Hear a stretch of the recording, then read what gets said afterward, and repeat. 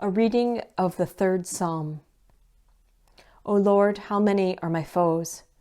Many are rising against me. Many are saying to me, there is no help for you in God. Selah. But you, O Lord, are a shield around me, my glory, and the one who lifts up my head. I cry aloud to the Lord, and he answers me from his holy hill. Selah. I lie down and sleep. I wake again, for the Lord sustains me. I am not afraid of 10,000s of people who have set themselves against me all around. Rise up, O Lord. Deliver me, O my God. For you strike all my enemies on the cheek. You break the teeth of the wicked.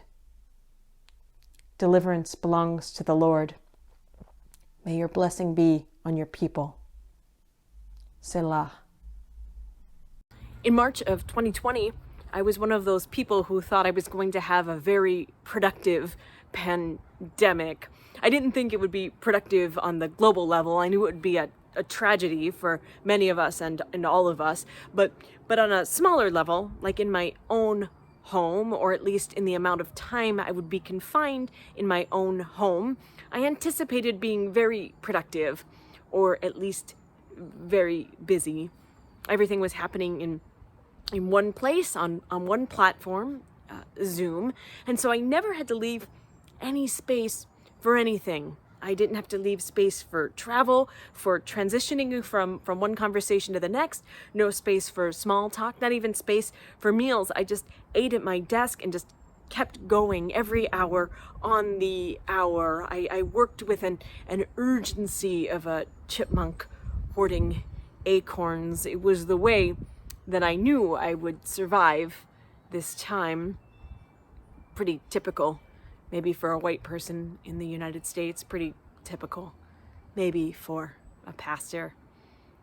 It's a pretty typical reading from scripture we have today. Psalm 3 looks like a passage you could breeze through. It's the same stuff as most of the Hebrew Bible. There are enemies, there are people crying out to God, yada yada yada. God delivers.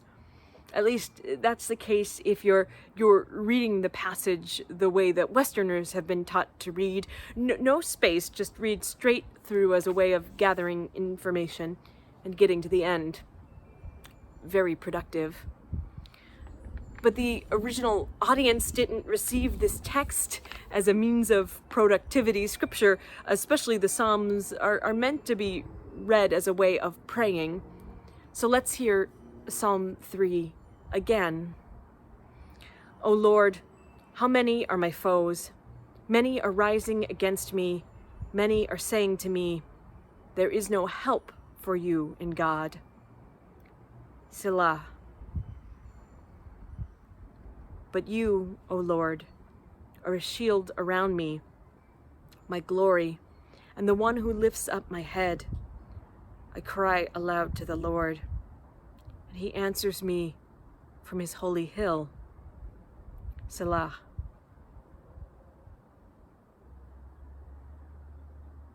I lie down and sleep. I wake again, for the Lord sustains me. I am not afraid of 10,000s of people who have set against me themselves all around. Rise up, O Lord. Deliver me, O my God. For you strike all my enemies on the cheek. You break the teeth of the wicked. Deliverance belongs to the Lord. May your blessing be on your people. Selah. There's only one word in this passage from the original Hebrew that is not translated into English. Selah.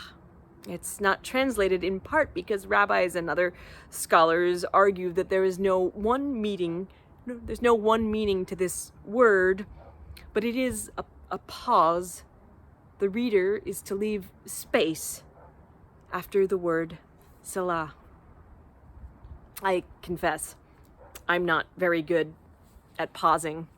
It wasn't just during the pandemic. I didn't pause for a second during the 2017 fires. I didn't sleep pretty much for 2 weeks. I ran an evacuation shelter. I didn't pause the day my grandmother died. I rewrote an entire sermon and then preached 3 times the following morning, and then I flew across the country. The day after her funeral, I got up early and drove through the snow and cleaned out her closets. I fill spaces even when I am emptying them. I tell myself that I fill space as an act of service, but really it's a means of survival. Because if I leave no space at all, then there is no room for the fear and the loss and the uncertainty to get in. If I leave no space, then I am in charge. I mean, I must be, because I've left no space for God or anyone else. A couple of months into my overly scheduled, helplessly productive, but also unproductive pandemic, I realized that I had left no space even for myself. I found that I was as isolated as anyone I knew. I found that in all of my going from meeting to meeting, I had been quite consumed. This week I read a quote on social media. I don't know the source, but the quote goes, "This, my dear, is the greatest challenge of being alive, to witness the injustice of this world and not allow it to consume our light." I take this quote to mean 2 things. First, we are not to avoid acknowledging injustice or harm at any level. We who are so loved by God, we're not created as silos. We were created with hearts that are meant to be open. And yes, if our hearts are open, it means that there is room for grief and sorrow, but also that's the only way to make room for love. Second, this quote reminds me that to make space to feel both grief and love is a challenge. There are people who seem to be much better suited to it than me. Mr. Rogers, for instance, with his calm and measured manner of speech, with his great capacity for curiosity, with his seemingly endless compassion for other people. I was pleased to learn in the book, The Mr. Rogers Effect, that even Mr. Rogers had to practice. That for all of those years he was caring for children and former children everywhere, he left space in his day to journal. He left space in his day to swim. He left space to pray.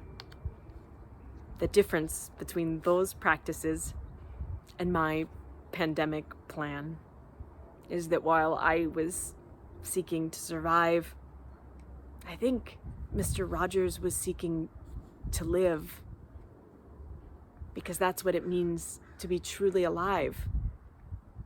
To be open to all the grief and joy that the world would visit upon us. I don't know about you, but I want to be alive. Maybe you're like me and your aliveness has been stagnant lately because you haven't made space for it to grow.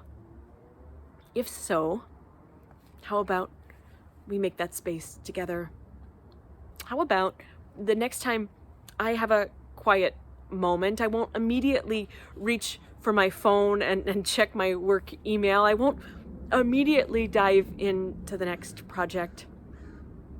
How about the next time you are in a conversation and you find yourself starting to react, you breathe in. Maybe you even say to yourself, Salah, let me pause and think. How does God want me to show up fully in this moment? How about the next time either of us have a day to ourselves, it's not just movie or Netflix or some other form of media. How about We practice leaving time for silence. We practice leaving time for scripture. How about if we all commit to leaving space to write down what God has placed upon our hearts?